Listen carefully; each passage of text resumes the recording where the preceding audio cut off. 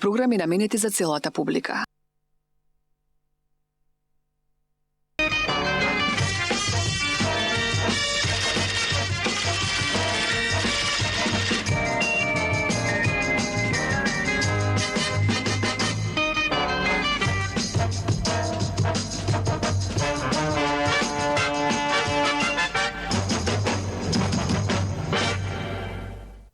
Почитувани гледачи, добро вечер. Добро дојавте во уште едно издание. Ја Деборек Сител 3 телевизија. Како што ви најавив, вечерва имам особена чест и задоволство да ја поздравам Ана Дурловски, национален уметник на Македонија. Ви честитам на титулата која ја добивте скоро, која ви беше доделена. Благодарам, многу благодарам. Благодарам на поканата. Ваш фан сум, моите гледачи знаат, со години наназад ме фасциниравте со вашите изведби, со вашите интерпретации и многу со нетрпение го очекував овој интервју да ја слушнам вашата приказна, да слушнам како дојдовте до тоа да, еве, да речеме, иако уште многу имате од кариера, еве веќе сте прогласена за национален уметник, имате настапувано во Метрополитен операта. Тоа се успеси во вашиот свет прилично големи, во вашето CV ќе бидат, а веќе ја испишувате и музичката историја на една држава. Па да ви кажем искрено, мојот пат, сега бидејќи ќе имаме доволно време вечерва, ќе можеме да разговараме. Во секој случај е подкрепен на многу работа и ништо не е случајно и јас сум приврзаник на тоа дека со работа може се да се постигне. Одлично. Работа. Знаете, ја често користам аналогии, па кога ќе видиш во една сфера како некој успеал во работа, па не е чудо и во тоа. Но јас сум гледал многу успешни, например, фудбалери кои имале никаков талент, ама со многу труд успеале да се доискачат кај негде. Вие сте во една сфера на култура и уметност, каде што работата е можеби најголемата скромност која може да се изговори. Сепак талентот и предиспозицијата, колкава улога играат во се ова? Талентот игра можеби 10% улога. Сето друго е работа. Значи вие можете, што се народски што се кажува, да имате Господ да ви дал глас. Добро.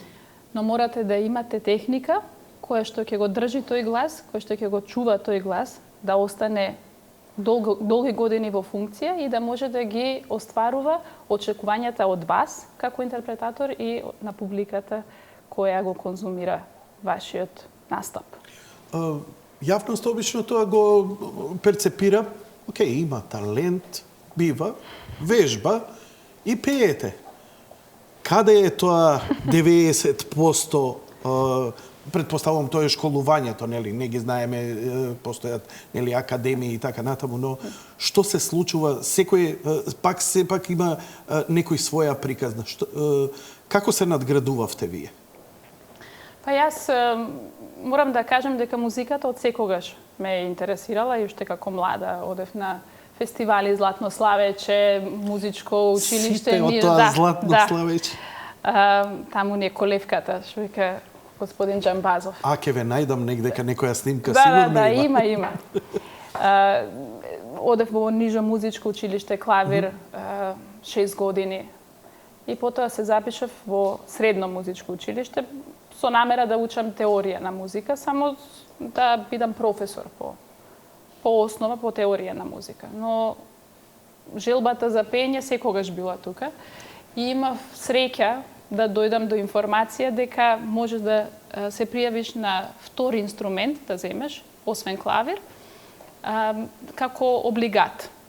И јас се пријавив и уште повторно имав среќа професорката Билјана Јакимовска да го препознае талентот во мене и да каже: девојче, ти сега треба да учиш специјал, да биде, значи, прв инструмент да ти биде соло пеењето.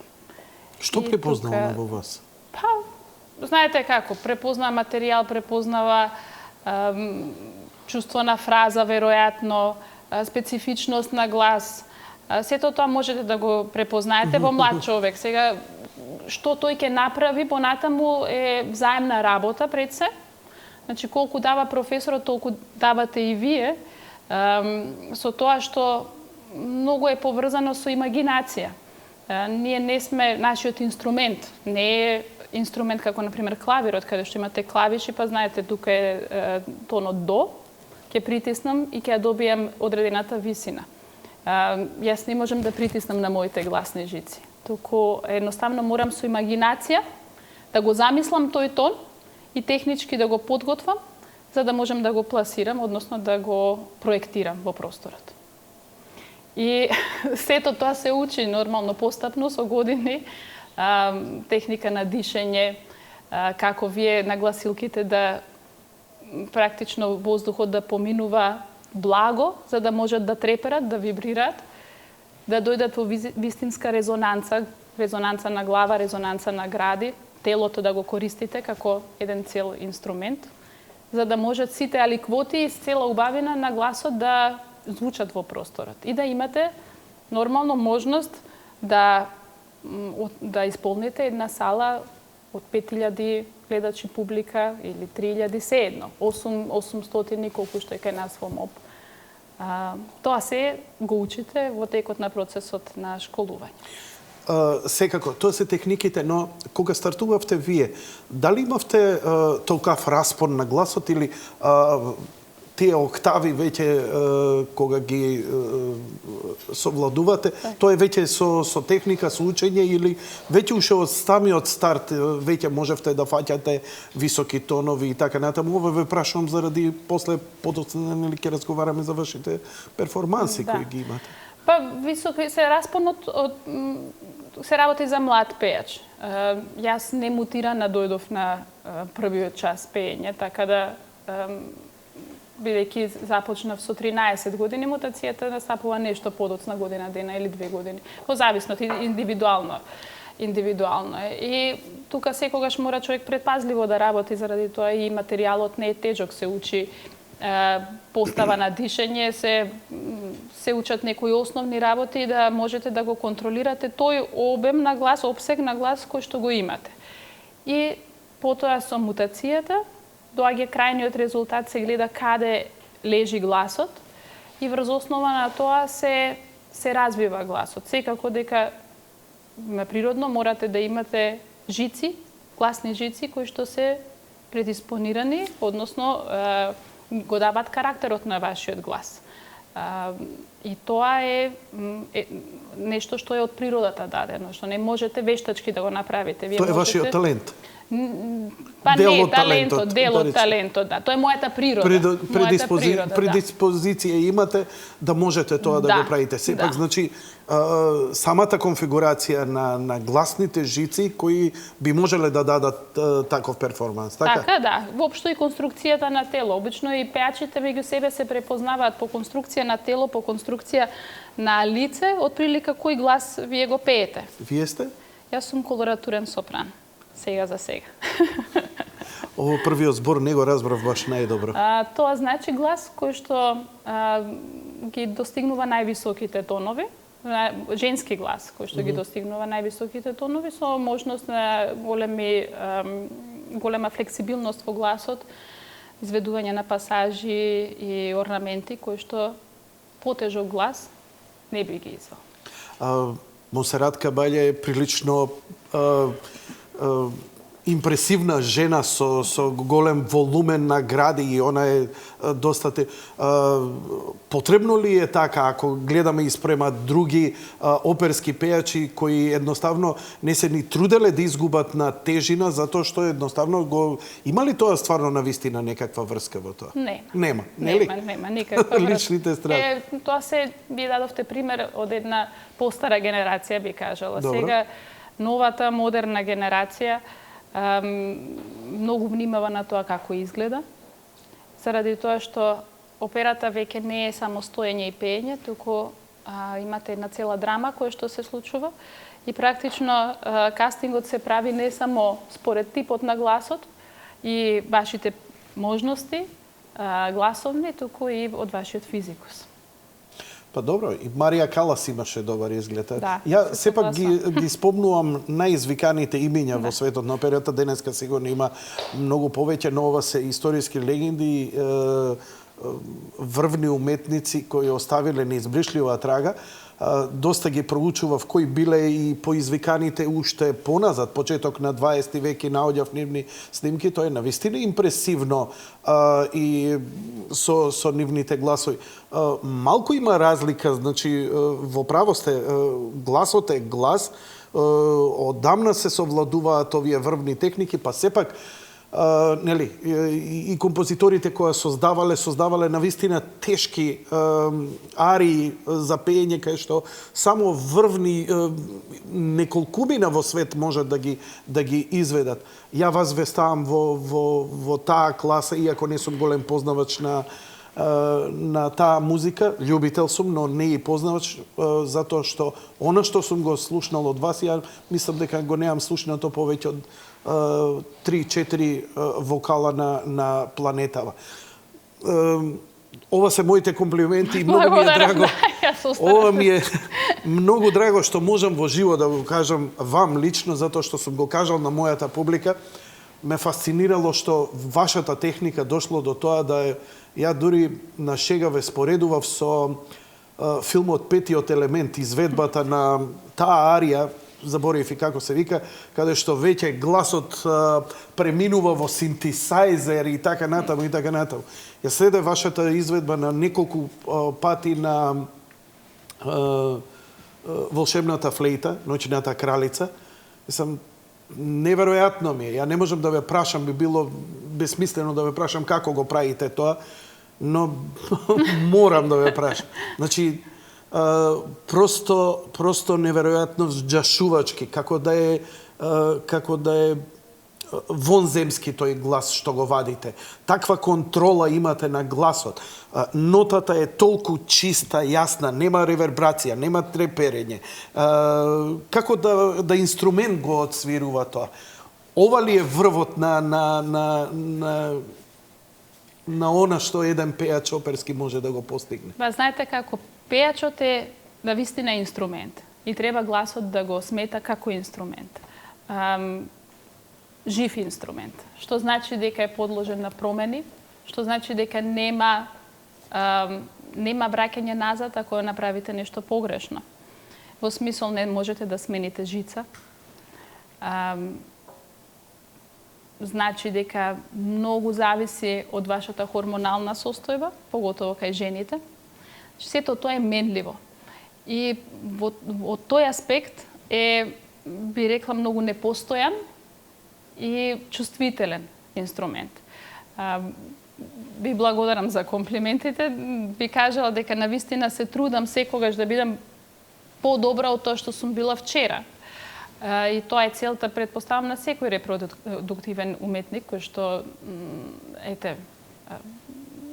е музичар, има свој инструмент и сака технички да биде навистина 100% прецизен. Тука спаѓаат техничките вежби, тука спаѓа кондиција. Морате секогаш да бидете во кондиција, во смисол исто како спортистите, тоа се мускули кои што се тренираат. Јас имам прилика годишно 3 недели да бидам слободна без пеење и после тие 3 недели имам страшно чувство дека не знам повеќе да пеам, кога сакам да го запеам првиот тон. Заради тоа што едноставно тие мускули не сум ги употребувала 3 недели и чувството и тие олабовуваат и морам повторно да ги вратам во форма и затоа само еднаш годишно си го дозволувам тој луксус во летниот период. Кажете ми, колку време дневно посветувате кога сте во топ форма, кога ги имате редовните изведби, кога ги имате настапите и пробите? Колку пати вежбате во денот и колку траат тие вежби? Знаете како, тука кај нас вежбањето не можете да го споредите како да инструменталист од типот на виолинист или пианист. Се работи, значи, активно кога се спрема премиера. Се работат режиски проби, кои што се 6 часа или 8 часа дневно, поделени во 2 блока. Пред тие режиски проби имате проби да сам со себе, би рекла, да го научите да го меморизирате текстот и нотниот материјал воопшто. да се занимавате со самиот мислењето на текстот, смислот на текстот, за да се занимавате со драматургијата на операта, што подоцна се развива во соработата на режисер. И сето тоа не можете да кажете ја сега вежбам 1 час или вежбам 2 часа, заради тоа што вежбањето некогаш се вежба и на суво, како што знаеме ние пеачите, да кажеме, со самите движења на мускулите, без да продуцирате глас. Така да тие вежби не можете да ги сметате дека мора да ги правите во Тоа е одреден како ден, правење 3. гримаса, се извинувам. Не, па не би рекла правење тоа сите Ако мускули. не пуштате гласа, ги грчите мускулите за да нели бидат во форма, малку ми добро. Да. Ќе прашам некој тогаш кој дава часови да не ви идам Малку во толку е детали. комплексна работата заради тоа што сепак години и години траат за да научите да ги осетите тие мускули. Сега ако ви кажам кренете го вашето меко непце или диафрагмата спуштете, а поджирајте лесно, меко, но сепак на тврд свод, нема ништо да ви значи. Тоа треба да се почувствува, затоа и не се учи пеење од книга. Вие имате книга, можете да прочитате од разни... Значи, потребен е професор, жив човек, ментор кој ќе ве води. Ментор кој што ќе ви биде ваше трето уво, заради тоа што вие кога зборувате, поинаку се слушате внатре, отколку што ние вас надвор ве слушаме. Нели, тоа е она шокот фантастично си звучиш, кога ќе се снимиш на микрофон, точно ти иде... така, да. И тоа се тие работи и аномалии кои што може професорот, значи поготово во првите години на вашето студирање и учење, е должен да ве поправи и да ве изнесе на вистинскиот пат. Подоцна, сега јас не сум толку зависна од мој ментор, но сепак имам потреба од трето уво, дали е тоа во вид на корепетитор или е мојот сопруг или мој пријател, некогаш си дозволувам и да работам со колеги кои што се постари од мене и кои што ги сметам за поискусни и можат нешто да ми кажат, можам да научам нешто од нив. Тие се моето трето уво и на тој начин се контролирам. Но кога се студирате и кога сте млад пеач, морате да имате редовна таа контрола, редовен контролор би рекла. Кажете ми, дали бидејќи ве слушам додека зборите, гласот ви е доста, не ви излегува од внатре, доста ви е високо, малце назално звучите. Така. И доста е звон, ви звони гласот додека зборите. Сето тоа е самото пеење ви направило веќе и да звучите. Вие не звучите онака како што звучите, самото тоа ви изменува, така? Предпоставувам. Па јасно, јас не се можам воздржувате да ли во моментов да не бидете погласни, бидејќи немате поим дека вашиот глас е толку продорен, иако зборите многу тивко, но ја ве чувствувам, бидејќи често комуницирам со луѓе, има стварно една силна пробивна нота. Дури и обично кога говорите. Добро, јас не можам да си дозволам да зборувам погрешно. Затоа што ако зборувам погрешно, што значи погрешно? Да ги замарам моите гласни жици и да им правам со тоа штета. Морам секогаш да зборувам таму на истото место каде што пеам. Тоа сега јас го правам нормално како рефлекс, заради тоа што го вежбам и го работам тоа. Но тоа во принцип е нешто што ги учиме младите пеачи, дека пењето не е ништо друго освен широко зборување. Затоа што, поготово се нормално има луѓе кои што лошо го водат и својот апарат говорен, но претежно децата, еве видете деца, колку од нив се замарат кога зборуваат или викаат или пиштат, тие не засипнуваат заради тоа што знаат точно како.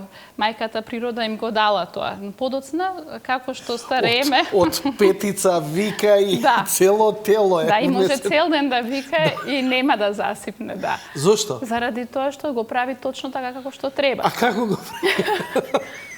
Еве имате 3 деца, да. викаат, джагорат, Јасно, не ги тоа, фаќа. сето тоа ние подоцна го учиме како пејачи. Пак се навраќаме на истото. Да, се како враќаме рефлексот на на природата. пливањето што го губиме како Па би рекла сега не баш толку, но не се работи за губење, туку за приемање на лоши манири, лош начин на дишење.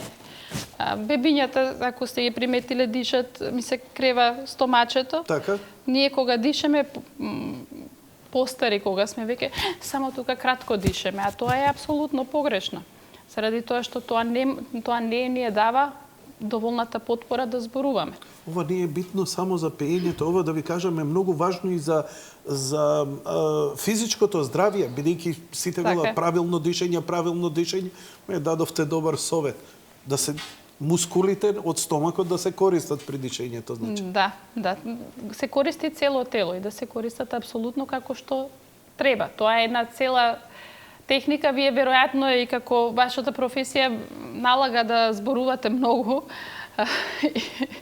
И верувам дека ако не зборувате правилно, брзо би го изгубиле гласот. Подоцна следат работа на логопед, каде што истото тоа ќе го учите, што практично се учи на пеење. За вашата кариера, завршувате средно музичка, што се случува понатаму со вас? По средното музичко образование се запишав на факултетот за музичка уметност во Скопје. Добро. И продолжив во истата класа на професор Јакимовска Јовановска. И 99-та година дојде еден нов, би рекла, жар во македонската опера и балет. Дојде едно ново време каде што почна да излегуваат на сцена неколкумина млади пејачи, заради тоа што имаше претходно една цела дупка, би рекла, еден замрување на оперската уметност кај нас.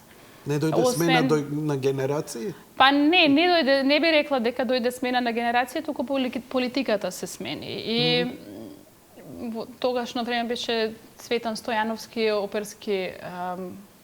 оперски директор и апсолутно пејач кој што беше излезен претходно надвор во Загреб и во Љубљана, градеше својата кариера и со една многу убава намера се врати тука за да направи нешто убаво за операта. И на тој начин ги регрутираше, нас не регрутираше неколкумина пејачи, меѓу кои што и јас, студенти, се уште трета година бев, и имав можност да дебитирам со Лучија Ди Ламермур, тоа е истата таа арија што вие сте ја слушале во Петтиот елемент. И тогаш имав 21 година и тоа беше мојата прва средба со сцената и со еден оркестар и со диригент, мизансцен и така натаму, и сето тоа имав многу голема среќа да работам со маестро Карталов, беше дојден, ја постави таа представа, беше страшен успех, целата представа, а посебно за мене заради тоа што таму покажав што се моите предуслови, би рекла, за понатаму да се надградува. И понатаму како се тркалаат работите? И понатаму дипломирав, пошто би остана уште една година, со тоа што за жал би рекла потребата од мене да бидам тука не ја гледаа луѓето. Односно, со други зборови, не ме ангажираа повеќе во македонска опера и балет. И од тие причини не чувствував потреба да останам тука. Со тоа што работите се случуваат така како што треба да се случуваат. За еден проект во македонска опера и балет беше дојден Пол Вајгл, тогашен директор на камерна опера во Виена. И тој направи една мала аудиција, каде што го повика мојот сегашен сопруг на проект да дојде 16 представи да пее во Виенска камерна опера, веднаш му понуди. А мене ми понуди втора рунда на Белведере надпревар. Практично ова беше нешто како селекција за надпревар. И тоа беше причина зашто ние отидовме во Виена и како ние стигнавме во Виена. Супер. Да. Се извинувам, малци на шега го вртам, а драго ми е што не ве ангажирале, што ве запоставиле, бидејќи ви дало поттик да излезете од овдека и да направите нешто повеќе. Да, бидејќи знаете, да. Вие таму се прославувате, таму разбравме за жал. За жал. Така Мене ми е е. криво што таму ве препознавме. Морам да кажам дека во тоа време јас не го чувствував тоа нормално, како секој млад човек Се прашува чувствувате зошто, повреден, да, повреден си, несреќен си, зошто е тоа така. Подоцна работите во животот ги учиш како одат и сваќаш дека некои работи кога не се случуваат, всушност се случува за твое добро. И тоа е една од работите кои што ги имам научено во животот и затоа немам проблем сега со некои ситуации кога нешто нема да биде како што сум го замислила. Знам дека тоа е само за да ми биде подобро. Значи, кога ја добиваше наградата, си стави камче во кондурата. Викаш, ако е ова сега добро, чекај камче, нешто лошо, за да ми биде уште Не, подобро. јас апсолутно се радувам на сите убави Секако. работи што ми се случуваат и се што е убаво го прифаќам со отворено срце, без да си ставам камчиња да ми биде лошо. Сакам да кажам дека кога ми е лошо, знам дека ќе ми биде добро. Што се случува со вашето заменување со сопругот? Веќе бевте во брак тогаш? Не бевме, тоаш бевме само пар. Така. И заедно отидовте И таму? заедно отидовме. Што се случуваше И тоа? преку ноќ, како и сега, решивме да останеме во Виена. Тогаш беше страшно тешко време да се излезе воопшто од Македонија. Збориме ова која година? Тоа е 2000-та година. 2000-та година. 2000-та Значи, година, да. многу кризните години на Значи, Балканите. беше време кога и пола час да сакате да седите во Виена, ви требаше виза. За разлика од сега. И тоа ни беше најголем проблем. Нормално и финансиите, со тоа што од заработувачката на мојот сопруг тогаш, од неговата прва плата, би кажала, успеавме да живееме 2 месеци и само толку. И со последните господинот Пол Вајголд, кој што беше директор на камерна опера, ви кажав, ни понуди да останеме под негова закрила и само со негова помош успеавме да Зошто? добиеме, веројатно Ве засака, почувствувал препозна нешто. нешто во вас? Тој е многу добар човек и сакаше да помогне на едни млади Талент. луѓе кои што живеат во Македонија, имат можност тука во Виена нешто ново да научат.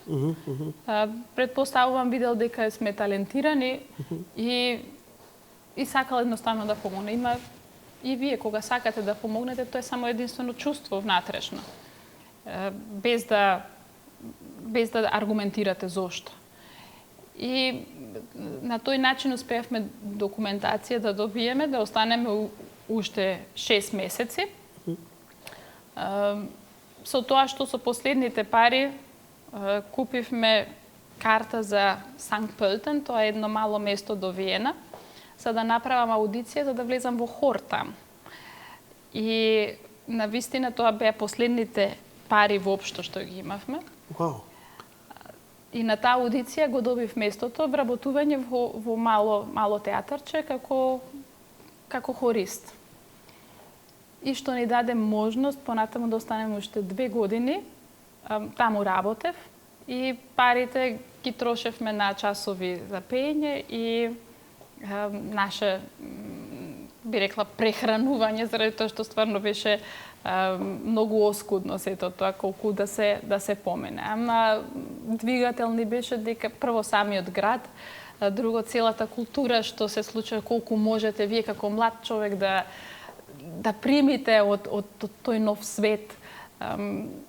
Тоа беа некои откритија за мене. Јас таму прв пат ја слушнав Едита Груберова, не знам колку тоа име нешто ви значи. Тоа е една госпоја која што е неверојатен пеач, која што на скоро 70 години пее како 20 годишна девојка. И јас од Македонија тргнав со една, би рекла, мисла кое што ми беше всадена, дека не Јас слушај. спомнав нејзе кога беше за наградата, ве споредив и со нејзе. Така. By the way. Мене ми кажува, слушај, немој да слушаш DVD-а, CD-а, тоа не е ништо така. Тоа се влегува во студио, па се лепи, во живо сето тоа полошо звучи. И јас кога ја слушнав Едита Груберова во Штатсопера, пееше Лучија ди Ламермур, се сеќам дека карта имав само за стоење, тие карти чинат 2 евра. И не можев да стојам, седнав и се запрашав што барам јас тука, заради тоа што шокот беше толку голем. Звукот кој што пеењето незино беше нешто толку невистинито би рекла. Се сеќавате добро на тоа чувство што го имавте кога ја слушнавте? Да. Така се чувствувавме ние кога вас ве слушнавме. Добро, со таа мала разлика дека јас сакав да бидам пејач и мислев дека сум добар пејач, а сватив уствари колку имам уште За учење. За учење, да. И брзо го совладавте. Кажете ми, како ги преживеавте тие години? Па беше, морам да кажам, тешко. Имавме на почеток помош од Елена Мисиркова, професор Елена Мисиркова, која што цело време заедно со вашиот сопруг бевте? Да, цело време бевме заедно и како се вика неговото Игор име? Дурловски. Игор Дурловски, да. И тоа е едно многу убаво чувство, затоа што се што сте направиле, сте направиле сами и сте поминале низ... Ние сме имале моменти кога спиевме во парк, заради тоа што немавме каде да спиеме. И се сеќам дека чуварот не разбуди и не избрка од паркот, затоа што се затвара паркот. Значи, Чекајте малце. Да. Ја, како млад сум го правил тоа од туризам. Ке преспијам у Хајд парк, ке преспијам на некој брег и така натаму, ама не било за кариера, било за... Не можам да кажам јас дека било за кариера, туку било едноставно да останеш таму и да можеш да земеш колку можеш повеќе од тоа место, од таа енергија, затоа што знаеш дека имаш уште многу. Дури кога бевте на клупа не ви беше лошо, не очајувавте, немаше негативна мисла, кълнеше ова или она, зашто твојата судбина е тешка и ти си на клупа. Не, воопшто не. Вие двајца на клупа спиете. Да, па видите колку е тоа романтично, не? Не да е романтично, тоа збори само каков пар сте и каква љубов сте имале еден спрема друг. Да ви кажам, единствено што ден денес многу ми е криво дека сега можам да си купам колку сакам печени костени. Во тоа време, зимно време во Виена, многу е убаво. Паѓа снег, романтика, има тоа е еден како панаѓур пред Божик, што се отвара на секој кварт го има тоа. Најубавиот е кај градската куќа. И се продава таму и меѓу другото и печени костени. И се сеќам дека тие печени костени се продава на парче, 5-6, некако кај нас 100 грама, 500 грама, таку 5-6 и чине, не знам, 8 шилинга или така нешто, што за нас беше, не можам да ви кажам, нешто што не можевме да си ја купиме. И кога ќе успевме, кога ќе чував некои дечиња на страна, пошто и со тоа се занимавав со бебиситерство, за да живееме, кога ќе добиев екстра некои непланирани пари, можевме да си дозволиме 6 костени и ги јадевме во трамвај, пошто таму беше само топло. И ден денес ми е толку криво дека можам да си ги купам сега костените и не ми се толку сладки како тогаш. Колку години вака поминавте таму? Па, во Виена бевме 5 години вкупно, со тоа што веќе при крај, значи веќе 4-та, 5-та година, многу подобри беа ситуациите, во смисол... Што се случува? Па, ете, некако, јас почнавме да одиме на часови по пеење кај господја Милјаковиќ Оливера, која што има таму приватно студио и се надградувавме и станувавме се подобри и почнува некои помали концерти, едноставно чувството дека одиш напред дека не си веќе хорски пејач, дека можеш да концертираш и да живееш од концертно пеење. Морам да кажам дека Игор секогаш пееше како солист. Јас бев таа кој што беше хорист во принцип скоро цело време. Се додека не отидов на една аудиција за стипендија која што се нудеше од германска банка, од Deutsche Bank, под капата на Штатсопера за југоисточна, за млади таленти од југоисточна Европа. И таму ме земаа како стипендист и добивавме некои средства кои што не беа големи, но ни помага да поминуваме, тие беа наменети практично за плаќање на часови или купување нотен материјал кој што беше неопходен. И да се плати киријата, да, не по за некој киријата, костен. не. За костен да, имаше за костен и за евентуално 2 партитури. Да си купите нови.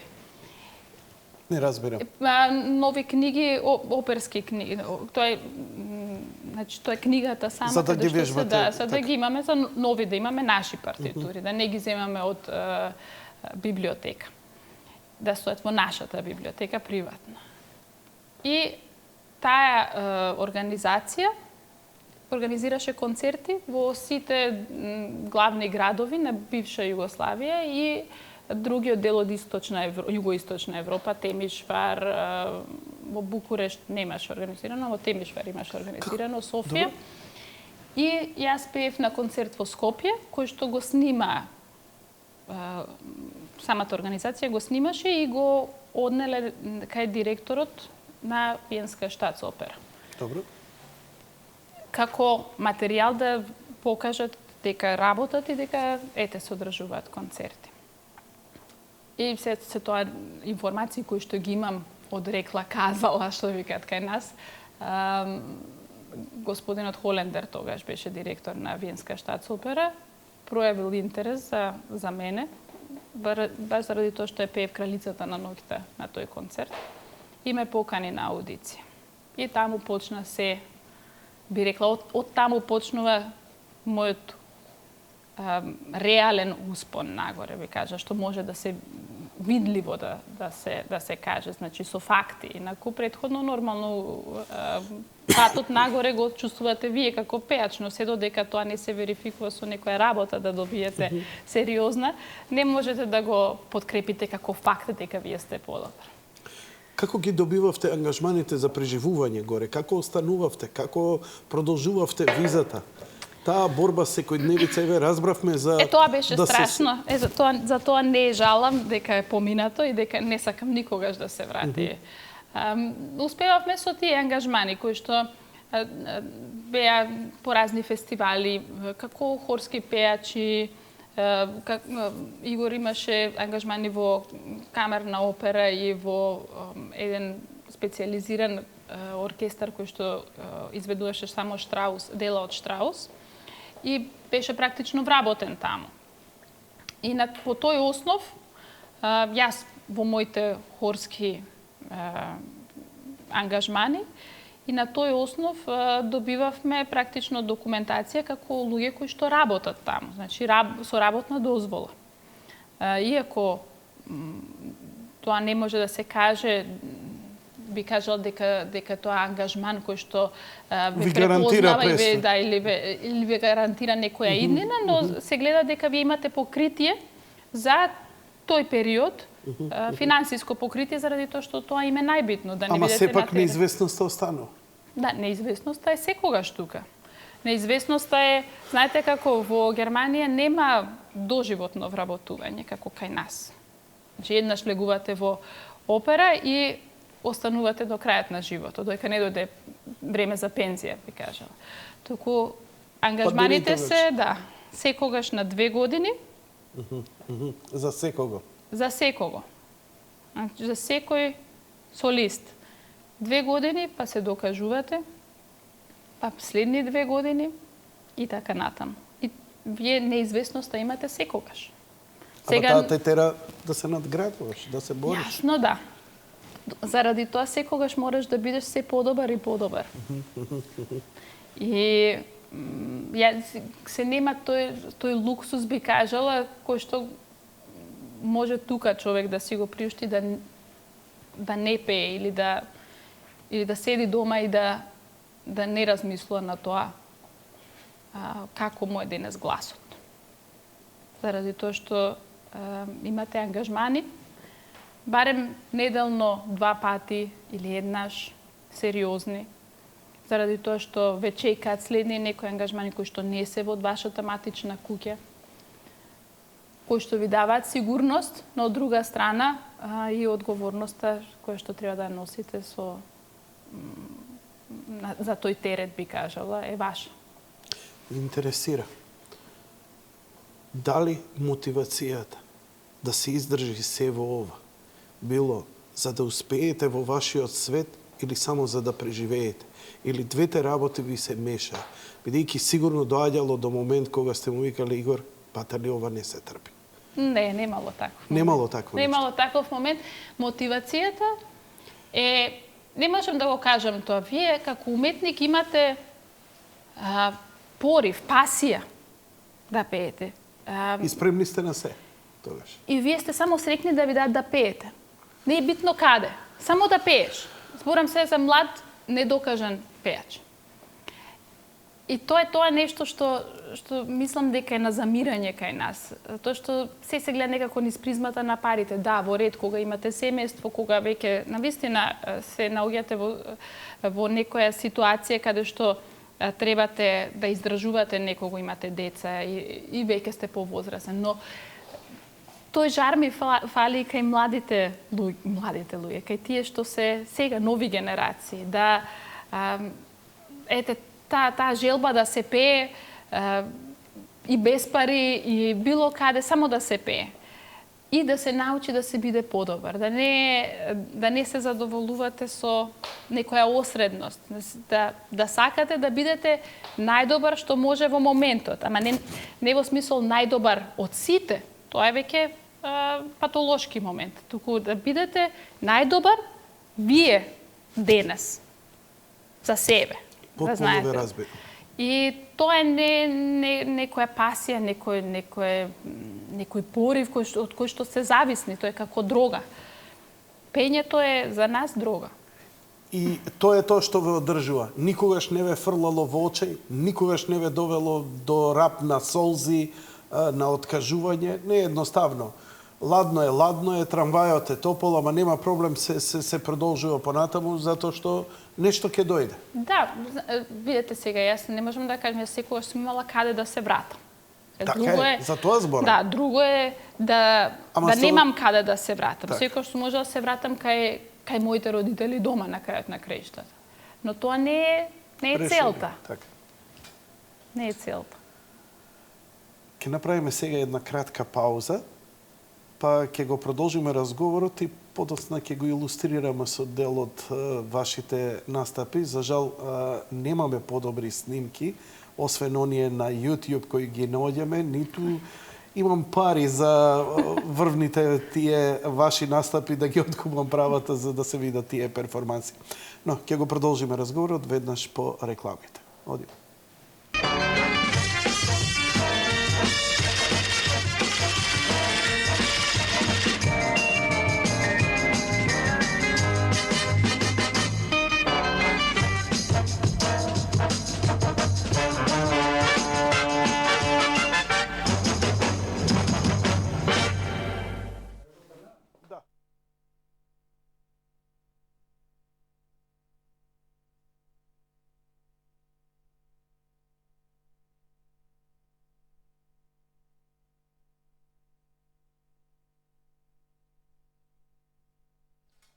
Продолжуваме со разговорот со господја Дурловски околу низината кариера.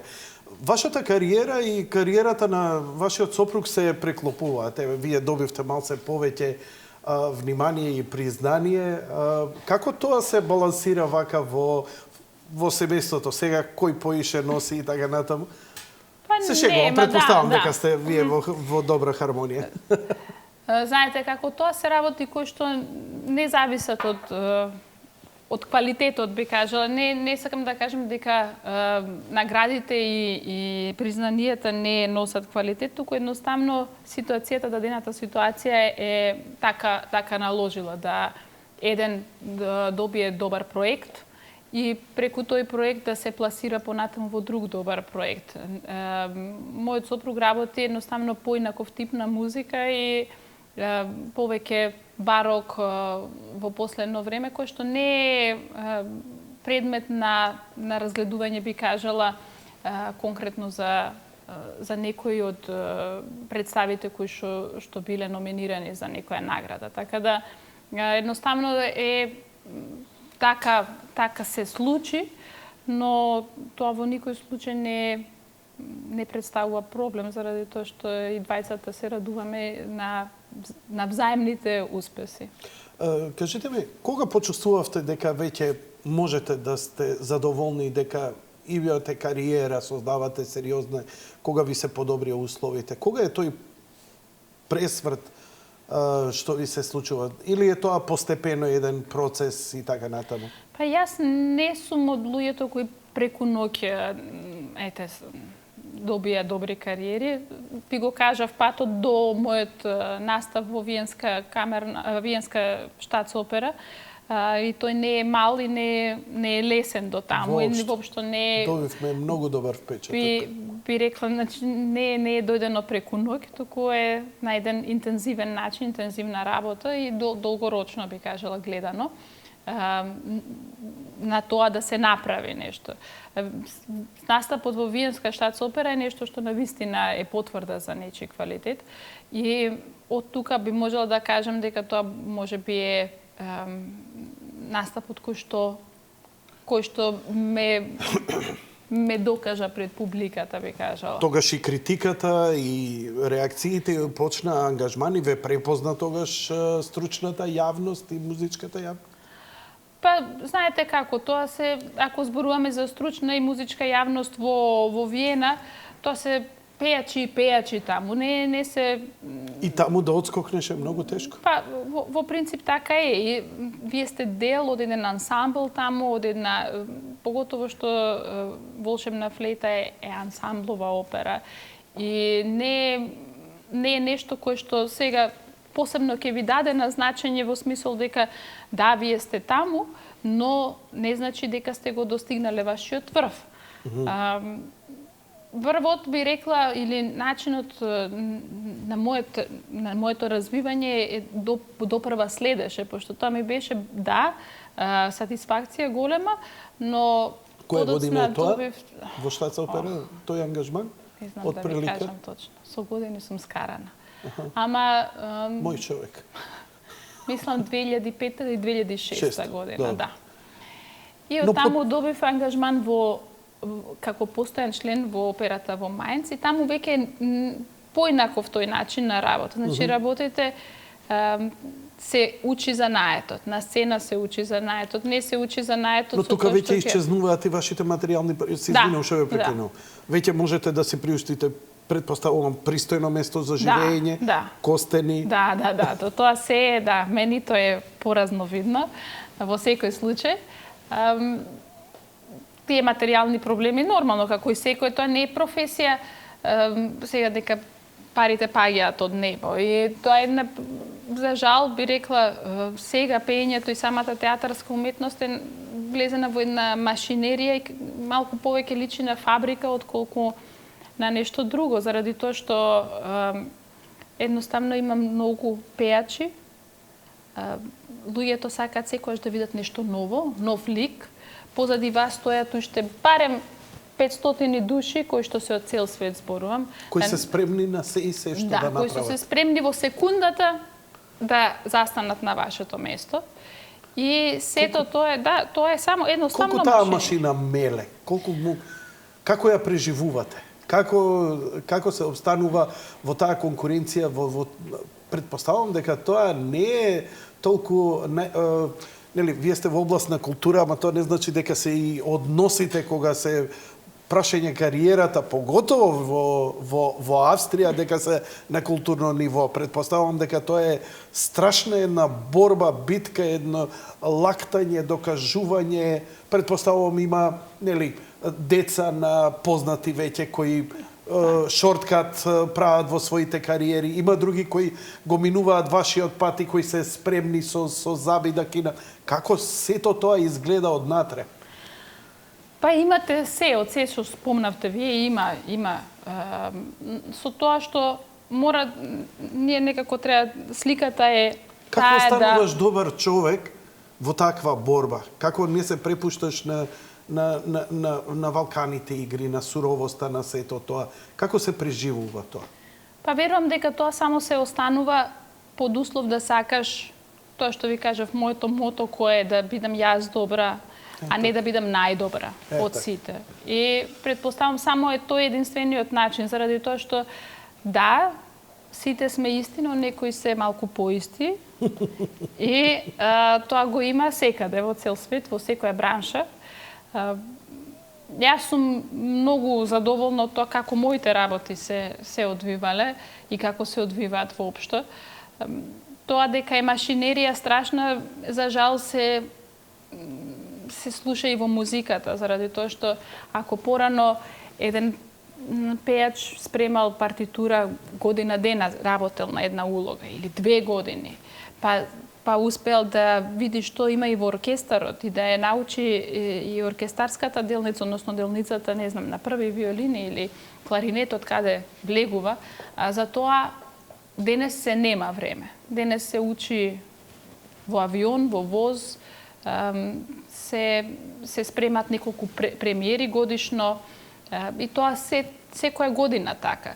Го опаѓа ли тоа квалитетот? Па во принцип, да, пејачите во однос на тоа, кога ги спомнавте постарата генерација на пејачи, тие апсолутно имале поинаков пристап кон партитурата, имале поинаков пристап кон пејачката техника, почнувале со од наједноставни вежби, па ги правеле најтешките можни вежби, за да после тоа, после десетина години студирање и работење интензивно на својот глас, дури тогаш стапат на сцена, но апсолутно спремни. И друго е кога ќе се посветите неколку години на една улога, друго е кога зборувам музички, друго е кога имате неколку месеци на располагање. И тоа се чувствува во музиката. Тоа е малку површно отколку порано. Но тоа е светот сега, се оди многу побрзо, не само во музиката. Соборуваат ли побрзо дивите? Би обстанале ли Марија Калас и Монсерат Кабаље во денешно доба толку долго и толку на врвот? Што мислите? Во секој случај, заради тоа што тоа се поим за пејачи, но во денешно време имате разни типови на кариери како тоа оди. Вие ги спомнавте врските, грбот кој што го носите, има луѓе кои што имаат секаква подкрепа од некоја друга страна и тоа е неминовно и со тоа треба да се живее и пак ќе речам не да се оптеретува човек со тоа, туку да знае дека за секого има место под сонцево, доколку е квалитетен. И тоа е една од работите кои што... само квалитетот е во прашање. Па, тој останува со години. Вие можете преку ноќ да отпеете некаде некој, заради што некој ви го организирал тоа. Но за да обстанете таму, за да се задржите на тоа место, морате да покажете квалитети дека една куќа може да смета на вас како пејач и како професионалец во тоа. Значи, потпуно ве разбирам. Значи, секој може да блесне еднаш, но да обстане само најдобрите и највредните ќе обстанат дефинитивно. Интересна работа е што кога ќе се спомне опера, доста важи тоа стереотипи кои вие очигледно и како појава ги разбивате, па и во една средина како што е нашата. Операта секогаш се перцепира како нешто немодерно, туку нешто убаво од културата, нешто од минатите векови, со таква сценографија, со таква иконографија, но на Запад има се повеќе и повеќе поставки на операта во еден современ амбиент. Не знам, кај нас не ја следам, предпоставам дека и ние ги се обидуваме во таа сфера. Па често освен оние класични знаеме да ве видиме во некои ултрамодерни, уметнички, експресионистички сценографии, облеки чудни или па секојдневни како да се работи за некоја театарска представа од 60-тите. А именно добро кажавте, театарска представа, да тоа е пристапот кој што во кој што јас се наоѓам и многу го сакам. Театарско... Значи не само пеење, туку и да, значи ставно како драмска, како обработка на драмска представа. Што значи дека вие ликот не го гледате само од музичка перспектива, туку го обработувате психолошки со сето негово битие, би кажала, минато, сегашност и иднина. Значи навлегување во ликот. Да. И тој лик можете да го поставите во било кое време, на било кое место. Ако сте добар режисер, тоа можете да го направите перфектно и воопшто на никого ништо да не му пречи. Заради тоа што приказната е логична и се вклопува. Добро, го сака ли тоа публиката? Барано ли е тоа од публиката да гледа такви работи или ги сака повеќе онака класичните, оние безвременски, како и што се поставки? Па сега зависи од публика до публика.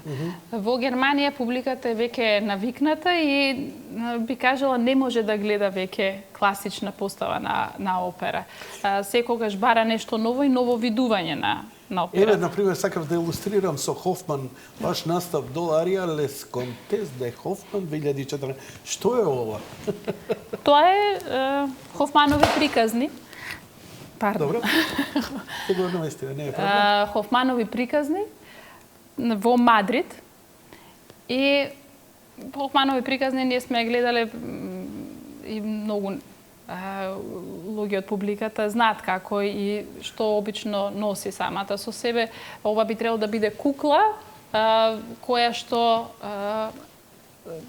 пее и во кој што Хофман се влюбува. Но интерпретацијата на Мартала е дека се работи за една девојка која што е чувана ете во овој бойлер, би кажала. И татко ја криел цело време, има такви, нели, во реалниот живот. И тука се представува една девојка која што е наивна и прв пат го гледа светлото на денот. Драги моја, ова е Ана Дурловски.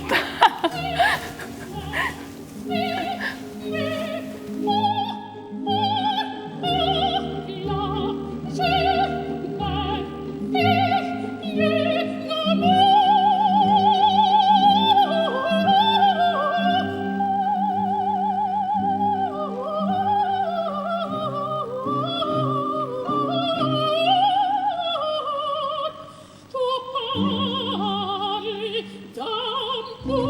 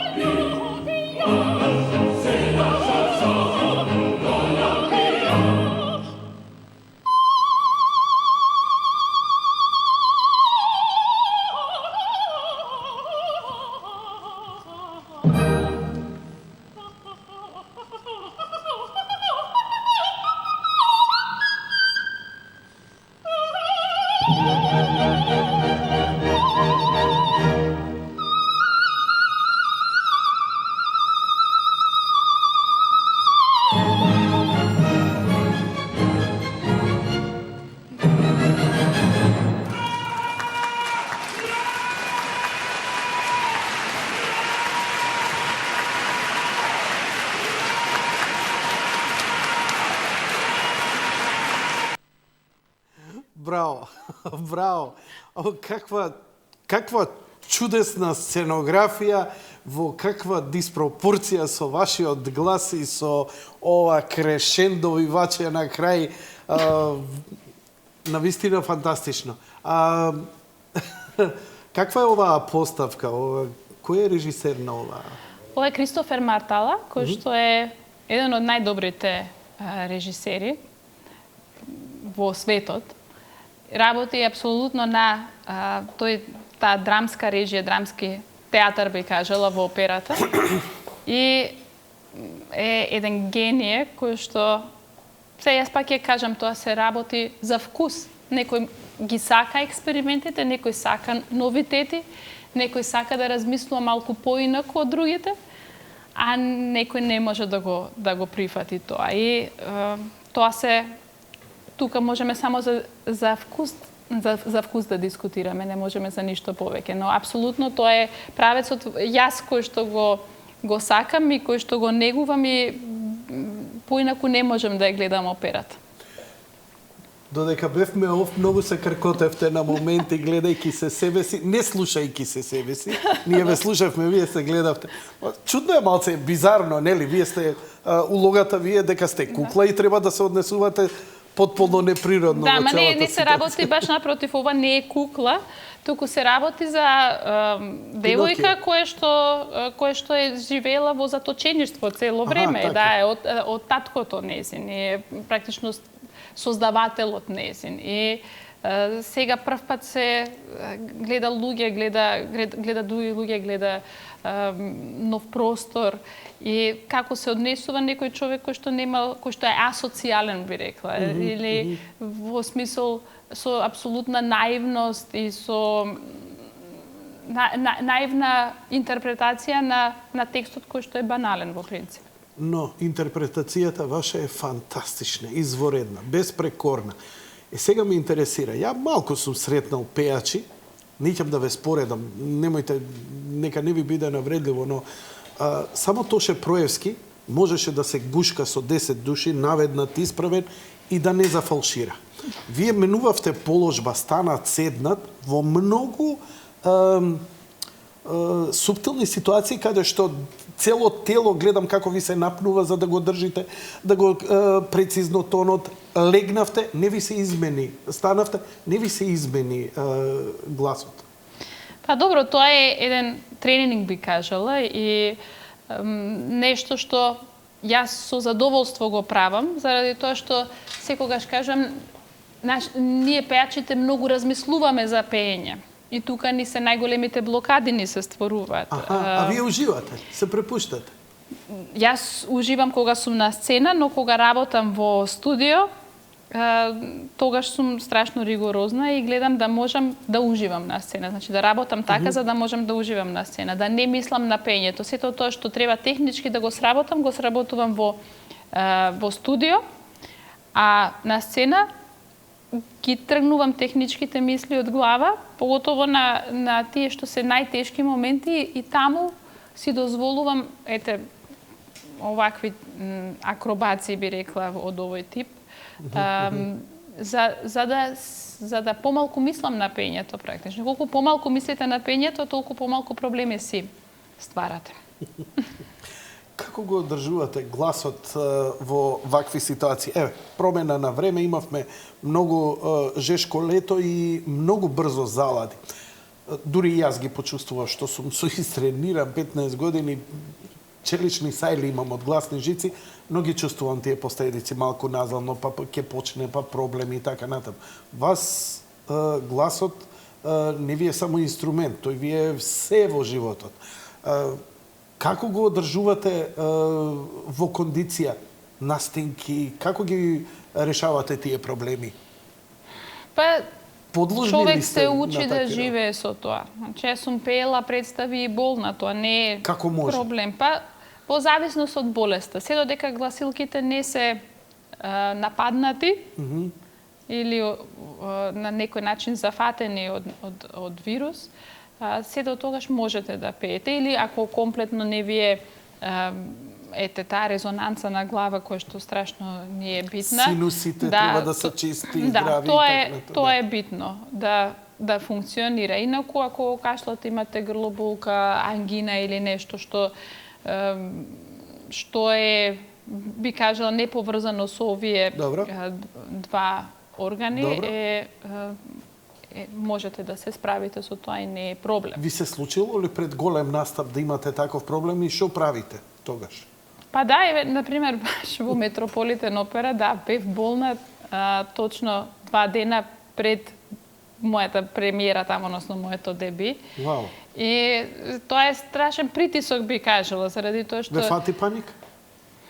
Па не можам да кажам паника, ама не ми беше сеедно. Заради тоа што почувствував како да се спушта инфекцијата надолу.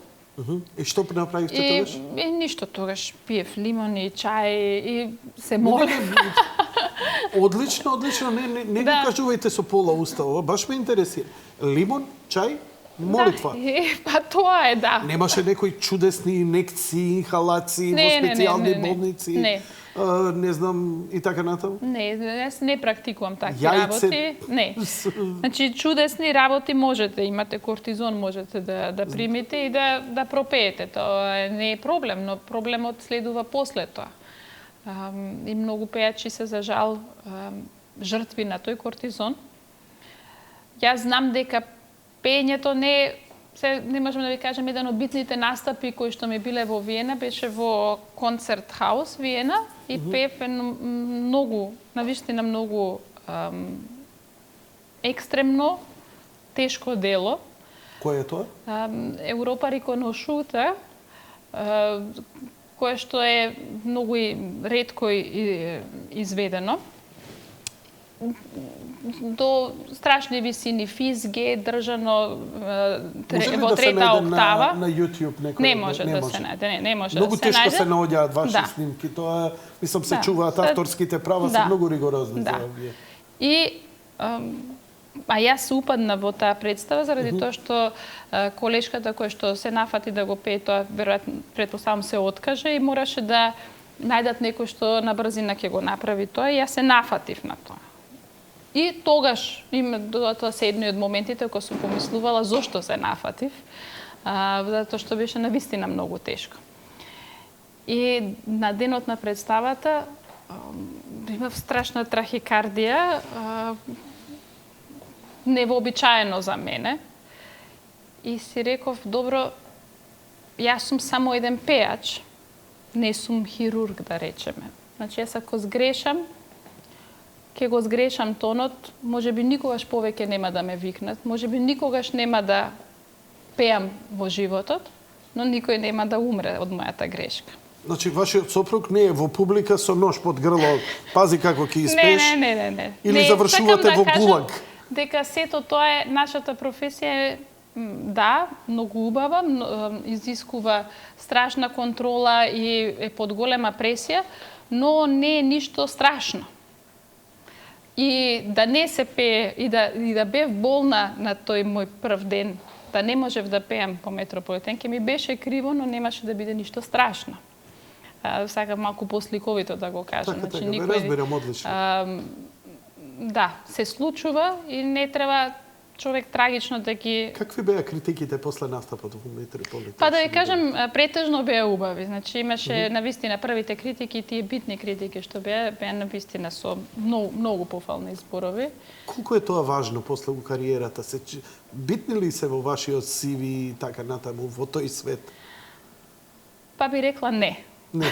Да, не заради тоа што критиката е кога ќе прочитате критика на било која представа која што е, еве ќе кажем 99% од представите кои што се надвор од Македонија, ќе видите дека критиката секогаш е поделена. Без исклучок секогаш е поделена. Па и во прашање на пејачи и режија и концепти воопшто се. Сепак се работи за нешто што е не можете објективно, секогаш субјективно морате да го... Секогаш тргнувате на крајот на криштата од својот вкус. Дали мене ми е симпатичен овој глас, дали ми прија овој глас. Ретки се тие критичари кои што навистина објективно даваат критика. И од тие причини, тоа музичката фела го знае и не ги зема во предвид. Интересира, доаѓате од земја која нашава земја има генерално проблем со својот идентитет. Не ние, туку други имаат проблем со нашиот идентитет. Дали како припадник на македонската држава, како доаѓате од Македонија, како македонка, сте имале некакви такви проблеми од политички карактер, слично во тој свет? Никогаш. Дали ве гушеле нешто заради тоа? Никогаш. Тоа е свет каде што навистина за среќа толку е политиката на минорно ниво, би кажала, ставена. Се верувам дека има некои работи кои што можеби, но јас лично никогаш не сум имала никаков проблем и сум имала колеги кои што доаѓаат од соседната земја и не сум имала никаков проблем. Ме интересира една работа. Често пати ги гледаме и повеќето од вашите настапи се во некој модерен амбиент, во некоја современа сценографија на класични дела и така натаму, но знаат, имам гледано опери, класични како Аида, врвните опери, каде што се прават спектакли на стадиони, каде што сето тоа е доведено до филмски максимум. Значи, не театарски, туку филмски максимум, со сите можни ефекти од ласери до сето тоа. Имате ли амбиција за некој таков голем проект? Имате ли во предвид нешто така да учествувате? Бидејќи кој ќе ги видиш дека на еден таков настап има по 150.000 публика, навистина е импозантно сето тоа што се случува и на сцена и во публиката. Јас имам учествувано на настап кој што е фестивал голем во Австрија, се вика фестивал во Брегенц, оперски фестивал во Брегенц, кој што сценографијата се наоѓа на вода и е страшно спектакуларно со сите тие можности што ги нуди техниката. И не беше публика од 150.000, туку 8.000 имаше публика секоја вечер, месец дена. И тоа е едно навистина посебно чувство и веќе испробано би рекла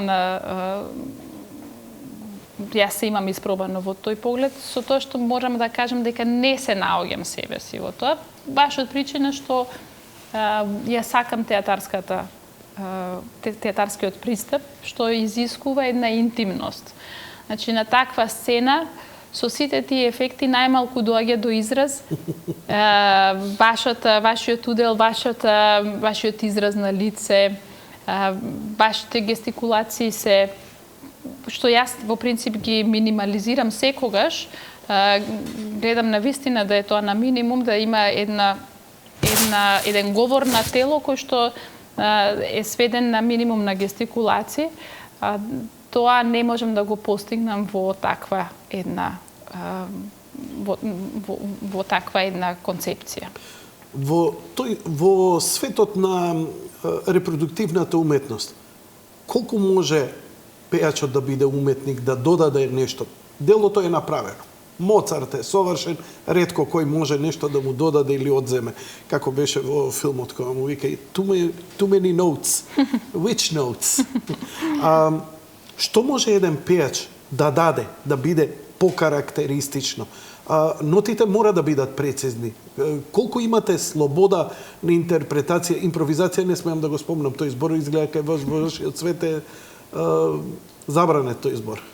Па би кажала, нотите, да, тие се напишаните ноти. Тоа што вие како уметник, како пејач, морате да го дадете е ваш личен печат. Што значи се тргнува од вашата боја на гласот, од тоа колку вие можете да го шатирате тоа, колку бои ќе дадете. Што значи шатирање? Па тоа значи да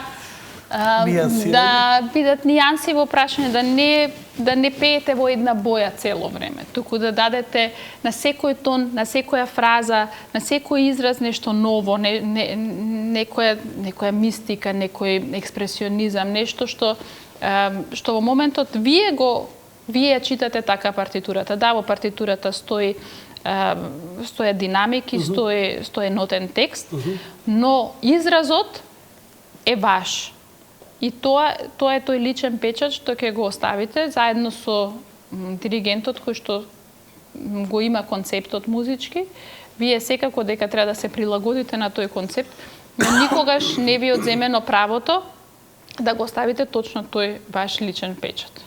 А што се однесува до сценскиот дел е апсолутно интересно, заради тоа што работите со режисери каде што на првата концепцијска проба вие одите со еден таков жар заради тоа што не знаете како ќе заврши оваа опера. Ако вие го имате либретото, ако сте слушале оваа представа 100 пати, вие не знаете како во овој концепт ќе заврши и како ќе се развива приказната и кој сум јас всушност во таа приказна.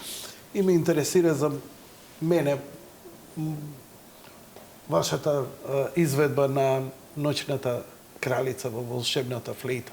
Што мислел Моцарт кога прв пат седнал на пејачката и им рекол ти ова треба да го отпееш.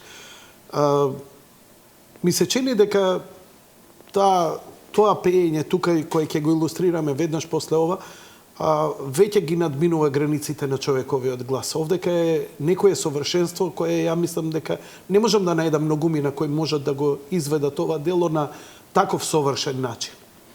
Па добро, видите, сите композитори компонирале за некого. И сите композитори имале своји љубимици пејачки, пејачи за кои што компонирале.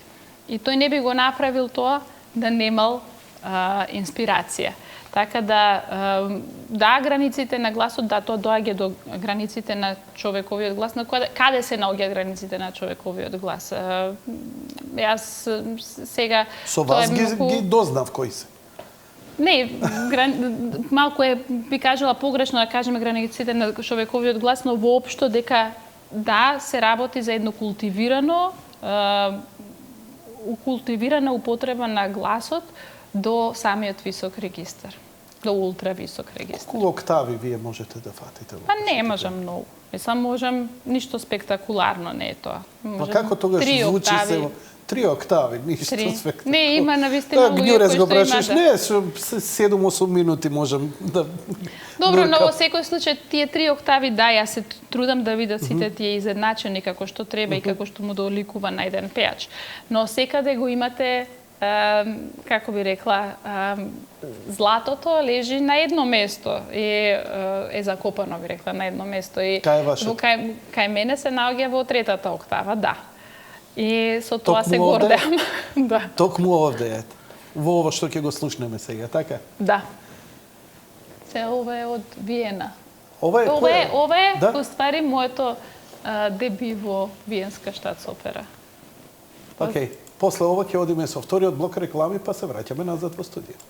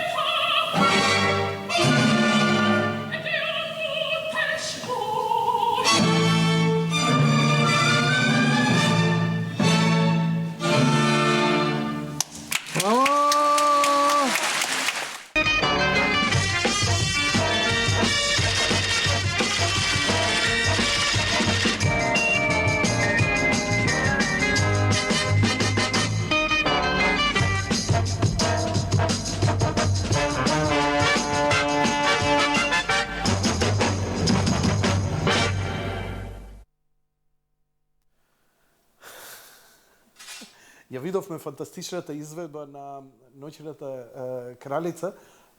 Рековте многу интересен збор додека идеше овдека, рековте масонската представа. Зошто? Па добро, има многу символика во неј, многу често во постановките ги ги потенцираат тие масонски знаци. Сега јас не сум експерт за масони, имам некое скромно познавање. Обично небитните работи брзо ги бришам. Но ете тие символи во смисол тројството, испитите кои што треба да ги помине тамино за да биде влезен во друштвото при мен, пирамидите и така натаму, сето тоа нели ни се познати некои знаци масонски. Самиот Моцарт бил дел од ложата. Така велат. Пред да идам за вашиот себен живот, лично да ве прашам, мајка сте на 3 деца. Природна ви е ваква убава фигурата или се трудите да ја одржите заради ангажманите? Благодарам на комплиментот. Значи, не се трудам, туку наложено ми е да ја држам, односно активностите дома не ве остават да лежите, да седите, да едноставно е. Не, тоа го разбирам, работа. да, ама многу жени се трошат, отромавуваат, вие вежбате нешто, користите специјална диета? За жал не. За жал не би требало, заради тоа што е од природа дадено е, но сепак треба човек да си посветува внимание. Јас морам работата наша е физички тешка, иако не изгледа така, е навистина физички тешка и се губат и до 3 килограми после представа. Така да, поготово што се однесува до вакви режи, изискуваат страшна кондиција. Сега таа кондиција вие можете да ја одржувате со тоа што ќе туркате количка или ќе бидете страшно активни, но не смеете да си дозволите да тие мускули едноставно олабават. Се нормално е да со тек на време телото и воопшто ние се менуваме и не можеме против тоа. Но мислам дека една пријатна појава е секогаш добро дојдена. Комплименти за вашиот изглед ве гледавме не само во овие широки костюми, туку и во некои изведби каде што во тесни костюми, сето тоа, и тоа игра добра улога, мислам, прилично на сцената, бидејќи денеска се повеќе и повеќе оперските диви изгледаат фантастично и во тело, и целиот стајлинг, особено тука гледам доста се внимава. Па да, тоа е некоја, би рекла, нова мода или едноставно времето што носи ние, за жал, многу одиме преку оптиката, воопшто целото општество и не можеме да се оттргнеме од тоа каде и да свртите поглед, вие гледате некоја убава фигура која што ве тера и вие да сакате да имате таква фигура и која што им предочува на другите дека всушност треба сите да имаме таква фигура и да изискуваат од вас да имате таква фигура. Дали би сакале повеќе, например, кога би требало да ве слушаат без слика, само изведбата? Не. Не заради тоа што интерпретацијата го носи и вашиот израз на лице. Тоа што верувам дека, речеме, не знам, Ана Нетребко, Елина Гаранча, тоа се некои нови звезди кои што баш со тој тренд на добра фигура, на добар изглед и прекрасно пеење го донесува новиот свет, би рекла, во оптички, во операта и покажа дека не мора да си клише по изглед за да бидеш оперски пејач. Кога рековте наложено ви е, тоа значи имате специјална диета, поточно исхрана како се храните? Или? Не, во принцип сум прилично умерен тип со тоа што на пеењето ми пречи пред пеење да јадам тешка храна, заради тоа што ми се одразува на пеењето. Пејачите обично страдаат од рефлукс. И тоа баш заради тие мускули што ги користиме во стомачни и Што значи тоа? Тоа значи дека може да ви се надигне диафрагмата, да ве пукне тахикардија, да ви дојде екстра систула? Не, тоа значи дека едноставно желудечната киселина ќе дојде до вашите гласилки и ќе почне да ги гори. А тоа е многу опасно, да. Тоа е опасно заради тоа што гласилките се штитат и создаваат една обвивка околу нив и престануваат да вибрираат веќе и немате тогаш глас повеќе. И за да не ви се случи тоа, не, јас едноставно користам умереност и пред јадење, значи пред спие, боже, многу е доцна веќе, да, пред настап не јадам. Барем 3 часа. Еве ви еден добар совет, ако веќе морате искризирате, банана. Не создава киселина, прилично е базна, полно е со калиум, ја користат и спортисти при долги, например, тенисери, каде што има голем напор и на стомачните мускули, така што пробајте ова чисто. Благодарам, ќе пробам. 3 деца, фамилија. Има ли кариера и семејство? Каква ви е хармонијата во семејството? Дали сте и успешна мајка? Хармонијата е како семејство, нормално. Има потешки моменти, добри моменти, но во главно преовладуваат убавите моменти, инаку не би биле сите Колкави се заедно. децата? Дечињата се 7 години е постариот и Како се вика? Максим. А Лука и Софија се близнаци и имаат 5 години. Лука и Софија близнаци. Да. Машко и женско близнаци. Сега хармонија тука малку тешко е да се каже. Блиски се со годините? Да. И секогаш има конфликти, но јас се тешам дека тоа брзо ќе помене. А инаку кариера, што подразбира човек под кариера? Јас се чувствувам исполнето, задоволна сум од тоа што сум го направила и никогаш не сум сакала да се лишам од тоа да имам семејство. Успеавте во Австрија, во Германија. Зошто не останавте таму? Зошто се вративте тука? Па искрено да ви кажам, не можам да наведам сега една причина. Тоа е едноставно внатрешно чувство, исто како што ни беше внатрешно чувство дека треба да одиме. Доаѓа еден момент, ние никогаш не рековме дека ќе останеме за секогаш надвор и дека не сакаме никогаш да се вратиме. Туку напротив, имавме секогаш мисла дека ќе се вратиме, заради тоа што сепак кога си во странство си секогаш странец ќе останеш. Без разлика колку си успешен, добар во тоа што го правиш, едноставно некои пропратни работи во животот, ситуации ти го наложува тоа, односно ти уочуваат дека ти си сепак странец тука и не можеш да се чувствуваш така како дома. Може ли да очекувате во вашата кариера, вие и вашиот сопруг, и да напредувате и на интернационален план и натаму? Па јас не гледам причина зошто не би. Сепак ние се враќаме веќе етаблирани, со контакти, со договори кои што се однапред склучени и нема причина да тоа не биде така. Што се вашите планови? Што имате заклучени договори? Така, па и сега би рекла едно од по големи работи што треба да се случат е настап на Бајроид фестивалот. Тоа е фестивал во Германија, кој што е најголемиот фестивал за Вагнерова музика. И тоа е навистина едно големо достигнување. Прв мој, веројатно би кажала, во тој свет на вагнеријанци. Брунхилда, Изолда?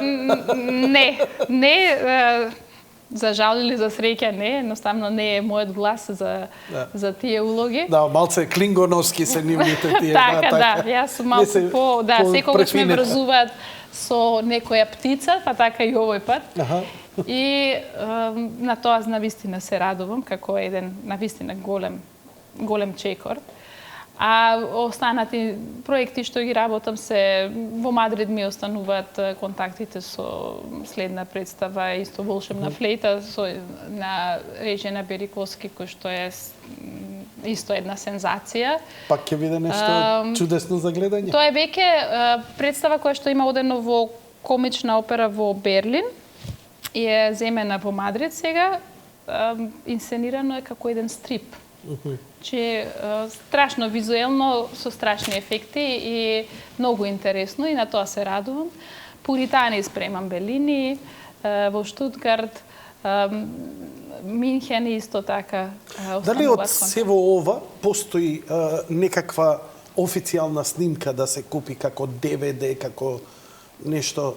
Дали имате од некои таков работи производ? има, да речеме, со Берлинска филхармонија, Волшебна флейта и Сајмон Ретел како диригент има Ова прашувам DVD. за да го најдам, сакам да го купам преку Амазон, за бидејќи YouTube не е тоа. Не е, да. Сепак авторските права мора да бидат зачувани. Да. Значи тоа е со Берлинска филхармонија има DVD, има од тој фестивал Брегенц, што ви кажав, DVD издадено. Последно DVD е Береника.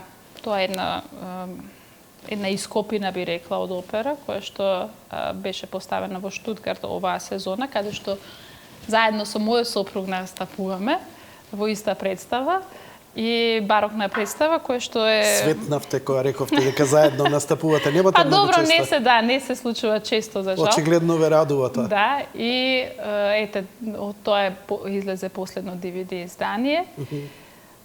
Сонамбула, за кој што ја добив наградата Фауст, исто има и DVD издание, така да има неколку што може да се набават. Ќе ми биде драго да ги добијам тие, да ги купам и да им ги презентирам. Сигурно има љубители кои би сакале да го имаат во својата колекција. Господјо Дурловски, ја ви благодарам многу за гостувањето вечерва. 2 часа одзедува време на мајка на мали деца, 3 особено. Му честитам на Игор, на нервите, сигурно не му било лесно вечерва, но не. се надевам дека успеал барем некој да заспие. Знам како е ништо поминува. Верувам. Во моментот. Фасциниран сум од вас, фасциниран сум од вашата кариера, од она што сте поминале, каде стигнавте и стварно мислам дека уште можете да направите, бидејќи сметам, знаете, кога говорам, не говорам од моје име и само на публиката, туку и на мојата земја. Вие не случајно сте прогласена за национален уметник и вистински амбасадор на културата на Република Македонија. Мислам дека треба уште, бидејќи вашиот успех го доживувам и како наш успех. И нам ни фалат луѓе, вакви херои, кои вие сте херои. Вие во очите сега, мислам, ако не ве знаеја, мајка на 3 деца, успешен брак и успешна кариера, мислам, Благодарам, чест и поклонение. Благодарам, јас секогаш сакам на повеќе места да бидам успешна, па тоа не е лесно, поготово да се спојат приватниот и професионалниот живот и кариери, би рекла. Тоа се 2 кариери кои што треба паралелно да се терат и не е лесно, но е многу убаво, исполнета сум.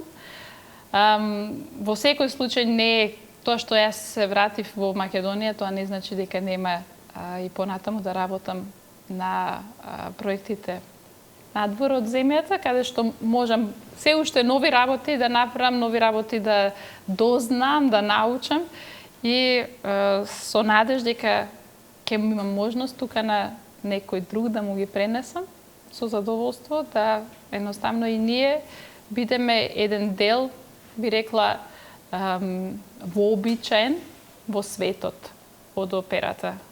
Заради тоа што не има, за жал, многу. Благодарам. Почитувани гледачи, тоа беше се за вечерва. Благодарам за вашето внимание. Лека ноќ и пријатно.